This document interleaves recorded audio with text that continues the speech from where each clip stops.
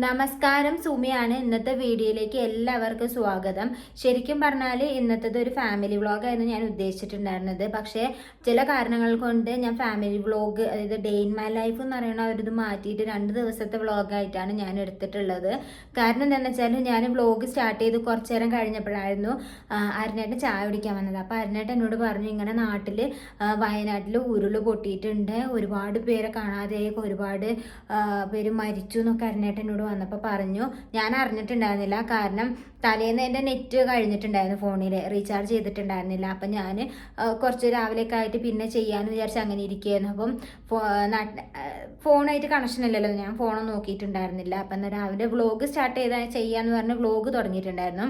അപ്പം അരുണേട്ടൻ അത് പറഞ്ഞപ്പോഴാണ് ഞാൻ അറിഞ്ഞത്. അപ്പം തന്നെ റീചാർജൊക്കെ ചെയ്ത് ന്യൂസൊക്കെ കണ്ടപ്പോൾ ആകെ നമുക്ക് വിഷമമായി പോയിട്ടോ.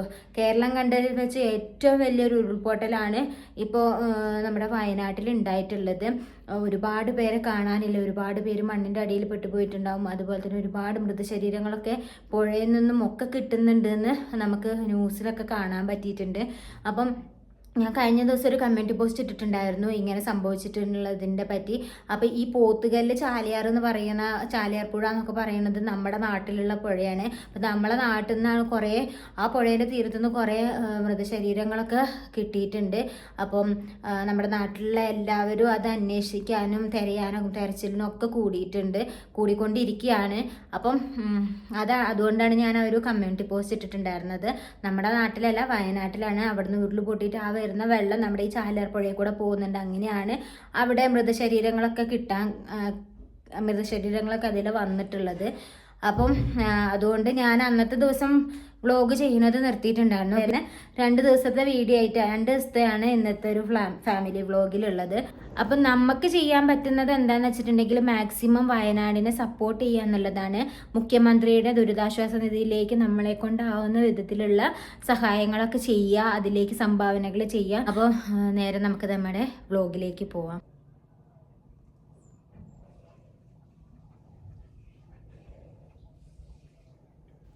അപ്പോൾ ഇന്നത്തെ വ്ളോഗ് തുടങ്ങുന്നത് നമ്മുടെ കൃഷിയിടത്തു നിന്നാണ് കേട്ടോ. ഇത് ഞാൻ നട്ടുണ്ടാക്കിയിട്ടുള്ള ചെറിയൊരു നഴ്സറിയാണ്. ഇതിൽ മല്ലിത്തൈ ഉണ്ട്, മല്ലികത്തൈ ഉണ്ട്, സീനികത്തൈ ഉണ്ട്, ചീരത്തൈ ഉണ്ട്, പിന്നെ ബീട്രൂട്ടും കുമ്പളൊക്കെ ഞാൻ നട്ടിട്ടുണ്ട്. അത് ഉണ്ടായിട്ടില്ല, ഉണ്ടായി വരുമ്പോൾ കാണിച്ചു തരാം.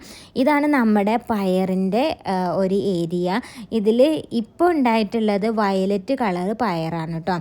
ഞാൻ ഏറ്റവും കൂടുതൽ എൻ്റെ കൃഷിത്തോട്ടത്തിൽ ഉണ്ടായി കാണാൻ ആഗ്രഹിച്ചിട്ടുള്ളത് ഈ പയറാണ്. അത് നീലപ്പയർ എന്നല്ല, പച്ചപ്പയർ എന്നല്ല, ഏത് പയറാണെങ്കിലും പയറാണ് ഞാൻ ഏറ്റവും കൂടുതൽ ഉണ്ടായി കാണാൻ ആഗ്രഹിച്ചിട്ടുള്ളത്. അപ്പോൾ അതേ എൻ്റെ പയറൊക്കെ പൂവിട്ട് കായായി തുടങ്ങിയിട്ടുണ്ട്. ഒരു 5 എണ്ണം ഇപ്പോൾ ഉണ്ട് കേട്ടോ. നിലവിലൊരു 5 എണ്ണം ഉണ്ട്. ഞാൻ വീഡിയോ എടുക്കുന്ന സമയത്ത് ഒരു 8 എണ്ണം ഉണ്ടെന്ന് തോന്നുന്നു. അപ്പോൾ അതേ പയറൊക്കെ ഉണ്ടായി തുടങ്ങിയിട്ടുണ്ട്. എനിക്ക് ഭയങ്കര സന്തോഷമായി കേട്ടോ. കാരണം ഞാൻ ഒരുപാട് വെയിറ്റ് ചെയ്തൊരു സംഭവമായിരുന്നു ഈ പയറുണ്ടാവുന്നത്. ഒരുപാട് ചാഴി വന്ന് നശിച്ചു പോയതായിരുന്നു ഈ പയർ. അപ്പോൾ അതേ ഒരുപാട് പയറുണ്ടായിട്ടുണ്ട്. അപ്പോൾ ഇതൊക്കെയാണ് ഇന്നത്തെ കൃഷിയിടത്തിലെ കാഴ്ചകൾ. അപ്പം ഇതൊക്കെ ഞാൻ ഒന്ന് വീഡിയോ എടുത്ത് വന്നപ്പോഴത്തേക്കിനും അരുണേട്ടന് ഓഫീസിൽ പോകാനുള്ള നേരമായിട്ടുണ്ട് കേട്ടോ. അരുണേട്ടൻ രാവിലെ ഓഫീസിൽ പോകുമ്പോൾ ഒരു ഗ്ലാസ് ഇളം ചൂടുവെള്ളം കുടിച്ചിട്ടാണ് കേട്ടോ പോവുക. അപ്പോൾ അരുണേട്ടൻ ചൂടുവെള്ളം കുടിച്ചുകൊണ്ടിരിക്കുകയാണ്. ആ സമയത്ത് ഞാൻ പോയി ഒന്ന് ക്യാമറയൊക്കെ സെറ്റ് ചെയ്തു. എന്നിട്ട് ജസ്റ്റ് അരുണേട്ടന് യാത്ര അയക്കാനൊന്നുമില്ല, ഇവിടെ തൊട്ടടുത്ത് തന്നെയാണ് നമ്മുടെ സൈറ്റ് ഉള്ളത്. ചായ കുടിക്കാനും ചോറുണ്ണാനും വൈകുന്നേരത്തെ ചായ കുടിക്കാനും ഒക്കെ അരുണേട്ടൻ വീട്ടിൽ വരാറുണ്ട് കേട്ടോ. നമ്മുടെ വ്ളോഗിൽ നിങ്ങൾക്ക് കണ്ടാൽ അറിയായിരിക്കും അരുണേട്ടൻ ഭക്ഷണം കഴിക്കാൻ വരുന്നത്. അപ്പോൾ അരുണേട്ടൻ പോയി. അപ്പോൾ അരുണേട്ടൻ ഇന്ന് പോയപ്പോൾ എന്നോട് പറഞ്ഞ് സംസാരിക്കുകയായിരുന്നു, ഒന്ന് സ്കൂളിലൊന്ന് പോകണേ, കുറച്ച് കഴിഞ്ഞിട്ട് സ്കൂളിലൊന്ന് പോയി നോക്കണേ എന്നൊക്കെ പറയുന്നത്. അപ്പോൾ ഞാൻ ഓക്കെ എന്നൊക്കെ പറഞ്ഞ് ഉള്ളിലേക്ക് കയറി വാതിലടച്ചു. ഞാൻ പിന്നെ നേരെ പോയത് കിച്ചണിലാണ് കേട്ടോ. അപ്പോൾ കിച്ചണിൽ തമാല തകൃതിയായിട്ട് പണി നടന്നുകൊണ്ടിരിക്കുകയാണ്. തമാല ചീയപ്പം ഉണ്ടാക്കാനുള്ള പുറപ്പാടിലായിരുന്നു കേട്ടോ, ചീയപ്പും മുട്ട റോസ്റ്റും. അപ്പം ചീയപ്പത്തിൻ്റെയും മുട്ട റോസ്റ്റിൻ്റെയും വീഡിയോ ഞാൻ കഴിഞ്ഞ വ്ളോഗിൽ കാണിച്ചിട്ടുണ്ടായിരുന്നു എങ്ങനെയാണെന്നുള്ളത്. അന്നേരം ചീയപ്പം പൊട്ടി പോകുന്നത് കണ്ടിട്ട് എല്ലാവരും പറഞ്ഞിരുന്നു ഇത് അടച്ച് വെച്ചിട്ട് ഉണ്ടാക്കി നോക്കാൻ, അപ്പോൾ പൊട്ടില്ല എന്നുള്ളത്. അപ്പോൾ നമ്മൾ പിന്നെ ഒരു ദിവസം ഉണ്ടാക്കി. അപ്പോൾ അതായത് അന്ന് ആ വ്ളോഗ് എടുത്തതിന് ശേഷം 2-4 ദിവസം കഴിഞ്ഞിട്ടാണ് ഈ ഒരു വ്ളോഗ് എടുക്കുന്നത്. അപ്പോൾ ഞാൻ അതിൻ്റെ ഇടയ്ക്ക് വീണ്ടും ചീയപ്പം ഉണ്ടാക്കിയിട്ടുണ്ടായിരുന്നു. കാരണം നമുക്ക് പെട്ടെന്ന് ഉണ്ടാക്കാൻ പറ്റുന്ന ഒരു ബ്രേക്ക്ഫാസ്റ്റാണ് ചീയപ്പം അല്ലെങ്കിൽ നീർദോശ എന്നൊക്കെ പറയുന്നത്. അപ്പം ഞാനങ്ങനെ ഉണ്ടാക്കി നോക്കിയപ്പോൾ അടച്ചു വെച്ചിട്ടുണ്ടായിരുന്നു, എന്നാലും അത് പൊട്ടുന്നുണ്ടായിരുന്നു. അപ്പോൾ ഇതിൻ്റെ കാരണം എന്താണെന്ന് വെച്ചാൽ ഇത് നമ്മുടെ നാട്ടിലത്തെ അങ്ങനത്തെ പച്ചരി അല്ല കേട്ടോ, ഇത് പശപ്പശപ്പുള്ള കിളിമ്പാരം എന്ന് പറയുന്ന റൈസാണ്. അപ്പോൾ അതെന്ന് പറയുന്നത് ഒട്ടി പിടിക്കുകയും അതേപോലെ പെട്ടെന്ന് പൊട്ടിപ്പോവുകയൊക്കെ ചെയ്യുന്നതാണ്. ഇപ്പം നമ്മൾ സാധാരണ ദോശ ഉണ്ടാക്കുകയാണെങ്കിൽ ഉഴുന്നും അരിയൊക്കെ ഇട്ടിട്ട് ദോശ ഉണ്ടാക്കുകയാണെങ്കിൽ വരെ അത് അത്ര പെർഫെക്റ്റ് ആയിട്ട് കിട്ടാറില്ല. എന്നിട്ട് ഞാൻ ഇത് പെർഫെക്റ്റായി കിട്ടാൻ വേണ്ടിയിട്ട് കുറച്ച് അധികം നന്നായിട്ട് പൊന്തി വരാനൊക്കെ വേണ്ടി നമ്മുടെ ഈ അലമാരകളുണ്ടല്ലോ, അതായത് ഡ്രോയേഴ്സ് ഉണ്ടല്ലോ, അതിൻ്റെ ഉള്ളിൽ കൊണ്ട് വയ്ക്കാറാണ് കുറച്ചും കൂടി ചൂട് കിട്ടാനൊക്കെ വേണ്ടിയിട്ട്. അങ്ങനെ കുറേ നേരം വെച്ചെങ്കിലൊക്കെയാണ് നമുക്കിവിടെ ദോശ റെഡിയായി കിട്ടാറുള്ളൂ. കാരണം ഈ പച്ചരീൻ്റെ ഒരു കുഴപ്പമാണ് കേട്ടോ. അപ്പോൾ ഞാൻ തമാൽ കിച്ചണിൽ തകൃതിയായിട്ട് പണി നടന്നുകൊണ്ടിരിക്കുകയാണ്. തമാല എഗ് റോസ്റ്റ് ഉണ്ടാക്കാൻ വേണ്ടി പോവുകയാണ്, ഞാൻ ചീയപ്പം ഉണ്ടാക്കുകയാണ്. രണ്ടുപേരും കൂടെ ചെയ്താൽ രാവിലത്തെ പണി പെട്ടെന്ന് തീരുമല്ലോ. അപ്പം രണ്ടുപേരും കൂടെ ജോയിൻ്റായിട്ട് പെട്ടെന്ന് രാവിലത്തെ ബ്രേക്ക്ഫാസ്റ്റ്. അപ്പോൾ ഞങ്ങളിങ്ങനെ കിച്ചണിൽ ഒരുമിച്ച് ഓരോന്നൊക്കെ ചെയ്യുമ്പോൾ അങ്ങോട്ടും ഇങ്ങോട്ടും ഓരോ വർത്താനൊക്കെ പറഞ്ഞ് എനിക്ക് ആകെ സംസാരിക്കാൻ കിട്ടുന്നത് തമാലേനെ മാത്രമാണ്. ഇംഗ്ലീഷിലാണെന്നുണ്ടെങ്കിലും ഞങ്ങൾ ഒരുപാട് കാര്യങ്ങൾ സംസാരിക്കും കേട്ടോ. ഇപ്പോൾ നാട്ടിലെ എന്ത് വിശേഷങ്ങളാണെങ്കിലും, ഇപ്പോൾ അവിടുത്തെ മലാവിയിലെ വിശേഷങ്ങളാണെങ്കിലും നമ്മുടെ നാട്ടിലെ വിശേഷങ്ങളാണെങ്കിലും ഒക്കെ ഞങ്ങൾ രണ്ടുപേരും അങ്ങോട്ടും ഇങ്ങോട്ടും സംസാരിക്കുക. അതുകൊണ്ട് കുറേയൊക്കെ നമ്മളെ നാടിനെ പറ്റി തമാലയ്ക്ക് അറിയാം കേട്ടോ. ഇപ്പം തമാല പറഞ്ഞുകൊണ്ടിരിക്കുന്നത് എന്താണെന്ന് വെച്ചിട്ടുണ്ടെങ്കിൽ, നമ്മൾ കഴിഞ്ഞ പ്രാവശ്യം മലാവി ഡയറിയിൽ ഒരു സ്ഥലത്ത് പോയിട്ട് പോപ്കോൺ ഉണ്ടാക്കുന്ന വീഡിയോ ഉണ്ടാക്കിയിട്ടുണ്ടായിരുന്നു. അപ്പം അതിൽ കുറച്ച് പോപ്കോൺ ഞാൻ അവിടുത്തെ എല്ലാ ചേച്ചിമാർക്കും കൊടുത്തിട്ടുണ്ടായിരുന്നു. നിങ്ങളിതൊന്ന് കൃഷി ചെയ്ത് നോക്കുക, അന്നേരം ഉണ്ടാവുമോ നോക്കാമെന്ന് പറഞ്ഞിട്ട്. അപ്പോൾ പോപ്കോണിൻ്റെ ആ ഒരു നമ്മൾ കടയിൽ നിന്ന് വാങ്ങിയ സാധനമായിരുന്നു, അത് ഞാൻ എല്ലാവർക്കും കൊടുത്തു. അപ്പോൾ ഞാൻ കുറച്ച് എടുത്ത് വെച്ചിട്ടുണ്ടായിരുന്നു എനിക്കും തമാലയ്ക്കും കൂടെ കൃഷി ചെയ്ത് നോക്കാൻ, അതായത് എങ്ങനെ ഉണ്ടാകും, ഇത് വളരുമല്ലയോ എന്നൊക്കെ അറിയാൻ വേണ്ടിയിട്ട്. അപ്പോൾ തമാല പറയാം നമുക്ക് ഇവിടെയൊക്കെ ഇങ്ങനെ കുറച്ച് ഇതിൽ കൃഷി ചെയ്യണം, അതായത് നമ്മൾ ഇപ്പോൾ ഉള്ള കൃഷിത്തോട്ടത്തിൻ്റെ കുറച്ച് അപ്പുറത്തായിട്ട് കുറച്ചുകൂടെ സ്ഥലമുണ്ട്. അപ്പോൾ ഇങ്ങനെ ഓരോ വരിയൊക്കെ നമുക്കിങ്ങനെ നട്ട് നോക്കാമെന്നൊക്കെ പറഞ്ഞ് അങ്ങനെയൊക്കെ സംസാരിച്ചുകൊണ്ടിരിക്കുകയാണ്. ഓരോ കാര്യങ്ങൾ പറഞ്ഞ് തമാശകളായിട്ടും ഓരോ സീരിയസ് ആയിട്ടുള്ള കാര്യങ്ങളും ഒക്കെ പറഞ്ഞ് അങ്ങനെ ഇരിക്കുകയാണ് കേട്ടോ. ഇപ്പം ഞങ്ങൾ മെയിനായിട്ട് സംസാരിക്കുന്നത് ആ പോപ്കോൺ കൃഷി ചെയ്യുന്നതിനെ പറ്റിയായിരുന്നു. കാരണം ഞാനിവിടെ മുറ്റത്ത് സാധാരണ കോണ് കൃഷി ചെയ്തിട്ടുണ്ട്. അപ്പം ഇത് നമുക്ക് ഓറഞ്ച് കളറിലുള്ള, ഞാൻ കൃഷി ചെയ്തത് വൈറ്റ് കളറിലുള്ള കോണാണ് കൃഷി ചെയ്തിട്ടുള്ളത്. അപ്പോൾ ഓറഞ്ച് കളറിലുള്ള ആ കോണ് നമുക്ക് കൃഷി ചെയ്യണം, ഉണ്ടാക്കിയെടുക്കണം എന്നൊക്കെ പറയുന്നു. പക്ഷേ ഇപ്പോൾ കൃഷി ചെയ്താൽ അത് വളരും, പക്ഷെ ആയി വരാനൊരു 2-4-5 മാസമൊക്കെ എടുക്കും തോന്നുന്നു നമുക്ക് മെച്യൂരിറ്റി സ്റ്റേജിലെത്തുമ്പോൾ. അതായത് മെച്യൂർഡ് ആകുമ്പോൾ ഒരു 4-5 മാസം എടുക്കും. എന്നാലും കുഴപ്പമില്ല, നമുക്ക് നട്ട് നോക്കാമെന്നൊക്കെ പറയുന്നത്. കാരണം 4-5 മാസം കഴിയുമ്പോഴത്തേക്കിനും ഇവിടെ വീണ്ടും മഴ സീസൺ തുടങ്ങും. മഴ സീസൺ തുടങ്ങിയിട്ടുണ്ടെങ്കിൽ ഇതെല്ലാം കേടായി പോകും. പിന്നെ നമുക്കറിയില്ല ഇപ്രാവശ്യത്തെ മഴ പെയ്യുമ്പോൾ ഏതിലൂടെയൊക്കെ വെള്ളം വരും എന്നുള്ളത്. കാരണം നമ്മൾ ആദ്യമായിട്ടാണ് ഇവിടെ താമസിച്ചിട്ട് മഴ വരുന്നത്. അപ്പോൾ നമ്മുടെ കൃഷിയിടത്തിലൊക്കെ ഫുള്ള് വെള്ളമാകുമോ, ഏതിൽ കൂടെയാണ് ഇതിൻ്റെ മഴച്ചാലൊക്കെ വരുന്നതെന്നൊന്നും അറിയില്ല എന്നൊക്കെ പറഞ്ഞിരിക്കുകയായിരുന്നു ഞങ്ങൾ. അങ്ങനെ സംസാരിച്ച് ദോശയൊക്കെ ഉണ്ടാക്കി ഞങ്ങളങ്ങനെ രാവിലത്തെ പരിപാടികളൊക്കെ പെട്ടെന്ന് തീർത്തു. അപ്പോൾ പിന്നെ ഞാൻ അന്ന് പിന്നെ വേറെ വീഡിയോസ് ഒന്നും എടുക്കാൻ നിന്നില്ല കേട്ടോ. പിന്നെ പിറ്റേ ദിവസം ഞാനിങ്ങനെ പുറത്തിരുന്നപ്പോഴാണ് തങ്കുവിൻ്റെ ഈ കൂടിൻ്റെ മുകളിൽ ഒരുപാട് സാധനങ്ങൾ കൊണ്ട് നിറച്ച് വെച്ചേക്കാണ്. ഇതാണ് ഇവിടെ കാണാനൊരു ഭംഗിയില്ല കാണാൻ. അപ്പം ഞാൻ വിചാരിച്ചു തങ്കുവിൻ്റെ കൂടൊക്കെ ഒന്ന് വൃത്തിയാക്കുകയും ചെയ്യാം, ഒപ്പം കുറച്ച് പെയിൻ്റൊക്കെ അടിച്ചു കൊടുക്കാമെന്ന് വിചാരിച്ചു. അങ്ങനെ തങ്കുവിൻ്റെ കൂടൊന്ന് ക്ലീൻ ചെയ്യാൻ വേണ്ടി പോവുകയാണ്. ഇതെന്താണ് നമ്മൾ ഇത്രയധികം സാധനങ്ങൾ തങ്കുവിൻ്റെ കൂടിൻ്റെ മുകളിൽ വെച്ചെന്താണെന്ന് വെച്ചിട്ടുണ്ടെങ്കിൽ, ഇത് നമ്മുടെ സ്കൂളിലേക്ക് നമ്മൾ പെയിൻ്റ് അടിക്കാനൊക്കെ പോയിട്ടുണ്ടായിരുന്നില്ലേ, സ്കൂളിൻ്റെ പെയിൻ്റ് അടിയും കാര്യങ്ങളും. അപ്പോൾ അതിൻ്റെ ഷീറ്റും ബ്രഷും ട്രേയും ഒക്കെയാണുള്ളത്. അപ്പം അങ്ങനത്തെ കുറച്ച് സാധനങ്ങളും അതേപോലെ തന്നെ കുറച്ച് ചാക്കുകൾ ഉണ്ടായിരുന്നു മണ്ണ് നിറച്ച് വെക്കാൻ വേണ്ടിയിട്ടുള്ള. അപ്പോൾ ആ ചാക്കുകളൊക്കെയാണ് ഇതിൻ്റെ മുകളിലുള്ളത്. പിന്നെ കുറച്ച് കത്തിയും പുല്ല് വെട്ടുന്ന സാധനങ്ങളും അങ്ങനത്തെ സാധനങ്ങളൊക്കെയാണ് ഇതിൻ്റെ മുകളിൽ വെച്ചിട്ടുണ്ടായിരുന്നത്. അപ്പോൾ അതൊക്കെ പാടെ അലങ്കോലമായി കിടക്കുകയാണ്. പിന്നെ ഇങ്ങനെ ഒരു മണ്ണ് പിടിച്ചൊരവസ്ഥയിൽ നിൽക്കുന്നത് എന്താണെന്ന് വെച്ചിട്ടുണ്ടെങ്കിൽ, ഇവിടെ ഫുൾ ടൈം പൊടിക്കാറ്റാണുള്ളത്. അത് നമ്മുടെ നാട്ടിൽ ചുഴലിക്കാറ്റുണ്ടാവുമല്ലോ, ഈ വട്ടത്തിന് കറങ്ങി വരുന്നത്, ആ ഒരു തരം കാറ്റാണ് ഇവിടെ ഉള്ളത്. ഇവിടെ ഇങ്ങനെ വട്ടത്തിന് കാറ്റിങ്ങനെ കറങ്ങി വരുമ്പോൾ ആകെ പൊടിയാകും, എല്ലാത്തിലും പൊടിയാകും. അതുകൊണ്ട് തന്നെ എല്ലാത്തിനും ഒരു പൊടിമയ ആയിരിക്കും കേട്ടോ ഉണ്ടാവുക. അപ്പം ഞാൻ ഓരോരോ സാധനങ്ങളായിട്ട് താഴത്തേക്ക് ഇറക്കി വെക്കുകയാണ്. ഇറക്കി വെക്കുമ്പോൾ കുറേ ടിൻഡറൊക്കെ ഉണ്ട് കേട്ടോ. നമ്മൾ കളർ ചേർക്കുമല്ലോ പെയിൻറ്റിൽ, വെള്ള പെയിൻറ്റ് മേടിച്ചിട്ട് ചുമപ്പും കറുപ്പും പച്ചയൊക്കെ ആക്കാൻ വേണ്ടിയിട്ട് നമ്മൾ പെയിൻറ്റ് ചേർക്കുമല്ലോ, ചെറിയ കളർ പെയിൻറ്റുകൾ. അപ്പോൾ അതൊക്കെ ഉണ്ട്, അതൊക്കെ ഞാൻ എടുത്ത് മാറ്റി വെച്ചു. ട്രേയും കുറേ സാധനങ്ങളൊക്കെ ഉണ്ടായിരുന്നു, അതൊക്കെ എടുത്ത് മാറ്റി വെച്ചു.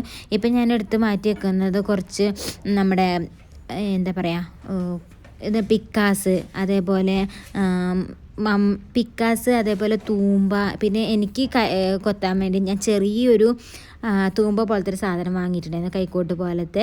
അതായത് ഒരു ഭാഗത്ത് ഫ്ലാറ്റായിട്ടുള്ളതും മറ്റേ ഭാഗത്ത് നമുക്ക് പുല്ലൊക്കെ പറിച്ചെടുക്കാൻ പറ്റുന്ന രീതിയിൽ മൂന്ന് ഇങ്ങനെ നീണ്ടിട്ടുള്ളൊരു സംഭവം ഉള്ളതായിട്ടുള്ള ഒരു സാധനമുണ്ട്. അത് ചെറിയ കയ്യിൽ പിടിക്കാൻ പറ്റുന്ന ചെറുത്. അപ്പോൾ അതൊക്കെ എടുത്ത് ഞാൻ മാറ്റി വെക്കായിരുന്നു. കുറേ സാധനങ്ങൾ ഇതിൻ്റെ മണ്ടയിലുണ്ടായിരുന്നു കേട്ടോ. മണ്ടയിലല്ല, കുറേ സാധനങ്ങൾ ഇതിൻ്റെ മുകളിലുണ്ടായിരുന്നു കേട്ടോ. അപ്പം അതെല്ലാം ഓരോന്നായിട്ട് മാറ്റിയെടുക്കുകയാണ് ഞാൻ.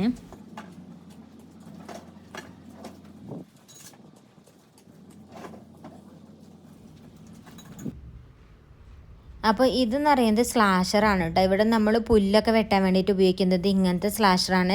നമ്മുടെ നാട്ടിൽ ഇങ്ങനെ തന്നെ ആയിരിക്കില്ല, എനിക്കറിയില്ല. പക്ഷേ ഇവിടെ ഞാൻ പുല്ല് വെട്ടുന്ന കണ്ടിട്ടുള്ളത് ഈ ഒരു സ്ലാഷർ കൊണ്ടാണ് കേട്ടോ. ഒരുപാട് മൂർച്ചയൊന്നും ഇതിൻ്റെ രണ്ടറ്റത്തിനും ഇല്ല, പക്ഷേ കുഴപ്പമില്ലാത്തൊരു മൂർച്ചയുള്ള സ്ലാഷറാണത്. പിന്നെ ഇതിനെ ഇവിടുത്തെ ആൾക്കാർ പറയുന്നത് പങ്ക നൈഫ് എന്നാണ് കേട്ടോ ഈ ഒരു കത്തീനെ പറയുന്നത്.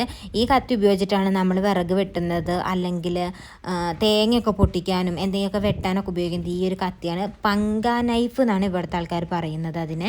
അപ്പം ഞാൻ ആ രണ്ട് കത്തി നിങ്ങൾക്കൊന്ന് പരിചയപ്പെടുത്തി തന്നതാണ്. എല്ലാവർക്കും അറിയാമായിരിക്കും, പിന്നെ ഞാൻ ജസ്റ്റ് ഒന്ന് പരിചയപ്പെടുത്തിയതേ ഉള്ളൂ കേട്ടോ.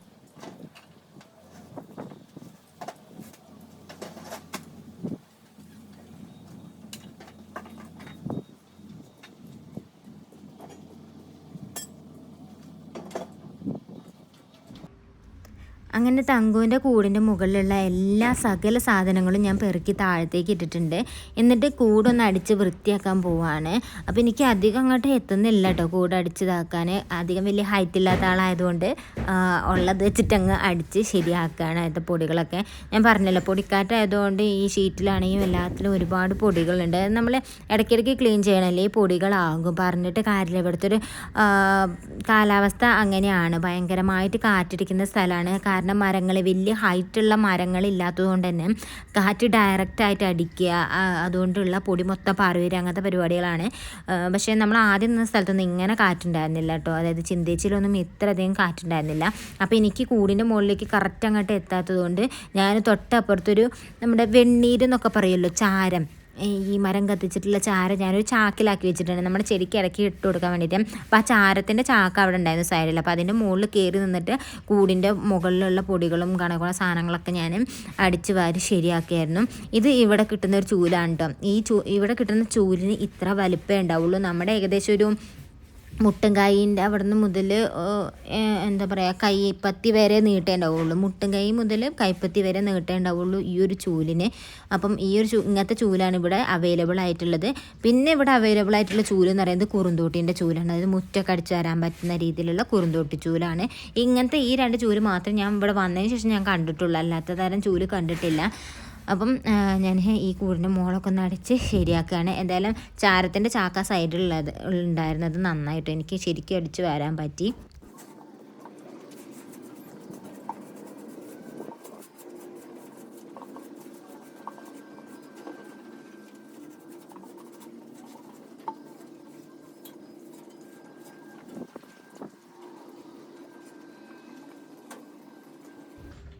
അങ്ങനെ അടിച്ച് വരുന്ന പണി കംപ്ലീറ്റ് ആയിട്ട് കഴിഞ്ഞിട്ട് അപ്പോൾ ഞാൻ നെൽസനെ വിളിക്കുകയായിരുന്നു. നെൽസൺ, ഇത് എന്നെ ഒന്ന് ഹെൽപ്പ് ചെയ്യൂ, ഈ ഒരു കൂട് നമുക്ക് കുറച്ചുകൂടെ നീക്കി വെക്കണം. കാരണം ആ അവിടുത്തെ ചാരം വെച്ചൊരു ചാക്കുണ്ടല്ലോ, അത് ഞാൻ അവിടെ നിന്ന് മാറ്റി. അപ്പോൾ ഈ ഒരു കൂട് കുറച്ചും ഇങ്ങോട്ടേക്ക് നീക്കി വെക്കുകയാണെന്നുണ്ടെങ്കിൽ തങ്കുവിൻ്റെ ഒരു കുഞ്ഞു കൂടും കൂടെ ഉണ്ട് കേട്ടോ, രാത്രി കിടന്നുറങ്ങണേ. അപ്പോൾ ആ കൂട്ടിലേക്ക് ആക്കാമെന്ന് വിചാരിച്ചു. ആ കൂടും കൂടെ ഇങ്ങോട്ട് അടുത്തേക്ക് എടുത്ത് വെക്കാമെന്ന് വിചാരിച്ചു. അപ്പോൾ നെൽസനെ വിളിച്ചപ്പോൾ നെൽസൺ തമാലേനെ കൂടെ വിളിച്ചിട്ടു. അപ്പോൾ ഞങ്ങൾ 3 പേരും കൂടെ ചേർന്നിട്ട് ആ കൂട് അങ്ങോട്ട് നീക്കണം. കാരണം നല്ല വെയിറ്റ് എന്ന് പറഞ്ഞാൽ നല്ല വെയിറ്റ് ഉണ്ട് കേട്ടോ, കാണുന്ന പോലെയല്ല, ആ അടിയിലുള്ള മരത്തിനൊക്കെ അത് ഭയങ്കര വെയിറ്റാണ്. അപ്പോൾ ഞങ്ങൾ 3 പേരും കൂടെ ചേർന്ന് അത് കുറച്ച് നീക്കി വെച്ചപ്പോൾ എനിക്ക് തോന്നി ഇത് ഒരുപാട് അറ്റത്തേക്ക് ആയിപ്പോയി. അത് കൂടെ ആൾക്കാർ നടന്നു പോകുമ്പോൾ ഈ ഷീറ്റിൻ്റെ അതുകൊണ്ട് കൈയൊക്കെ തട്ടുമോ മുറിയോ എന്നൊക്കെ പേടിച്ചിട്ട് ഞാൻ പറയാം നമുക്ക് കുറച്ചും കൂടെ ഇങ്ങോട്ട് നീക്കാം എന്ന് പറഞ്ഞാൽ ഞങ്ങൾ 3 പേരും കൂടെ അങ്ങനെ നീക്കി.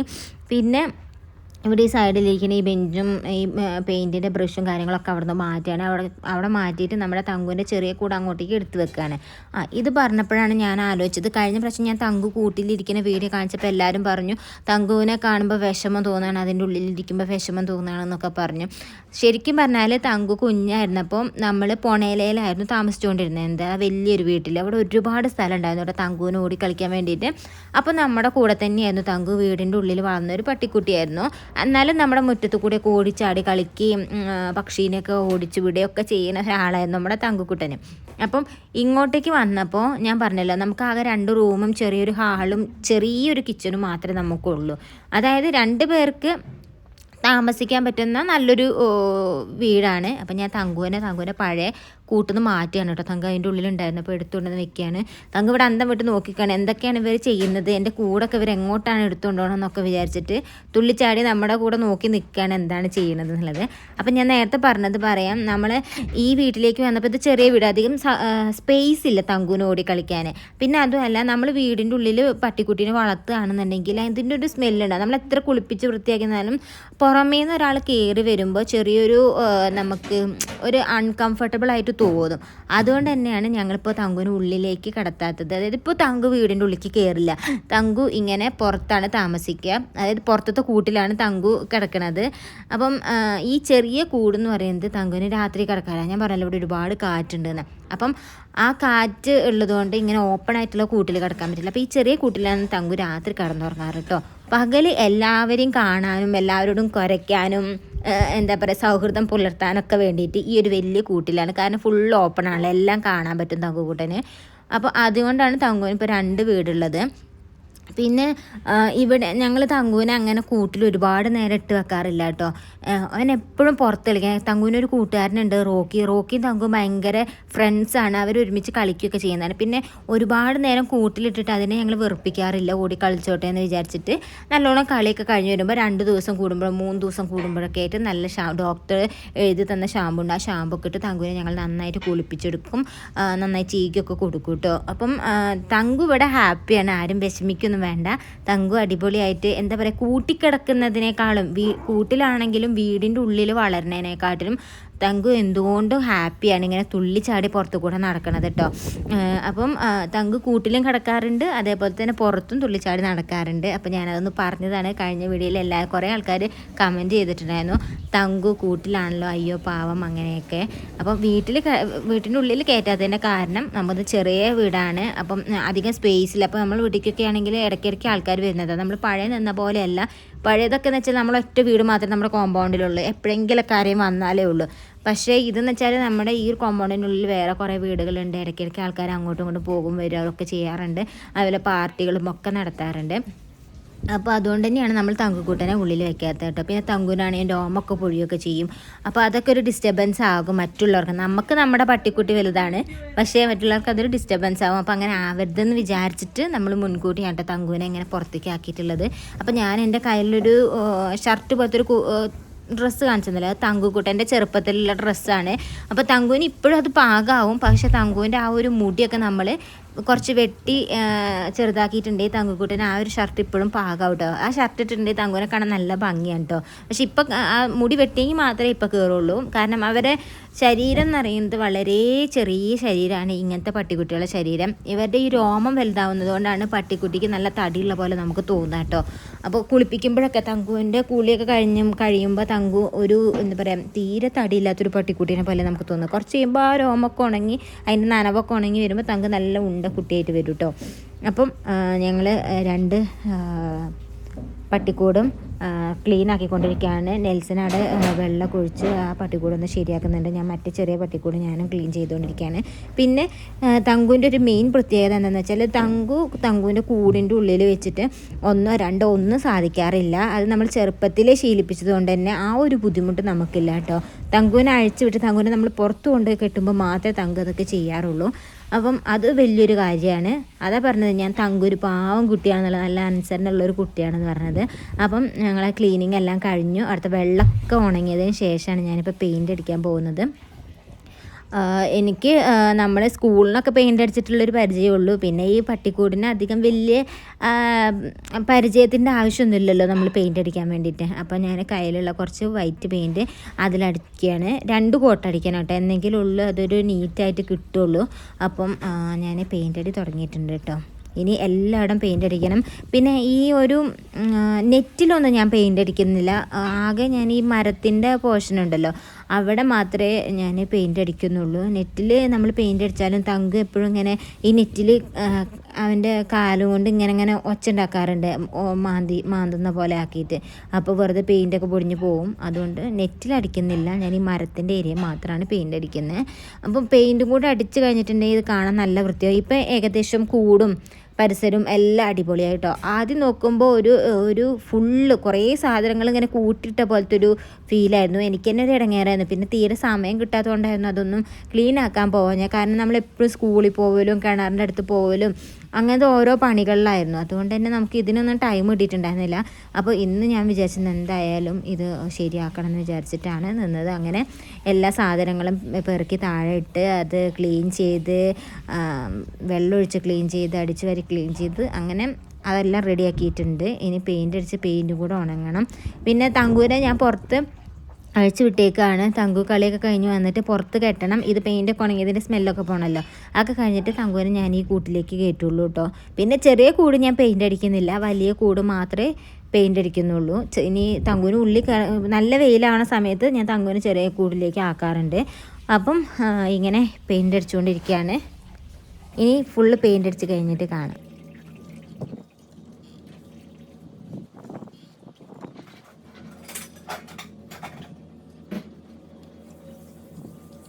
അപ്പോൾ അതേ തങ്കുവിൻ്റെ വീട് ഞാൻ ചെറുതായിട്ടൊന്ന് പെയിൻ്റ് അടിച്ചിട്ടുണ്ട്. കുഴപ്പമില്ലാത്ത രീതിയിൽ പെയിൻ്റ് അടിച്ചിട്ടുണ്ട്.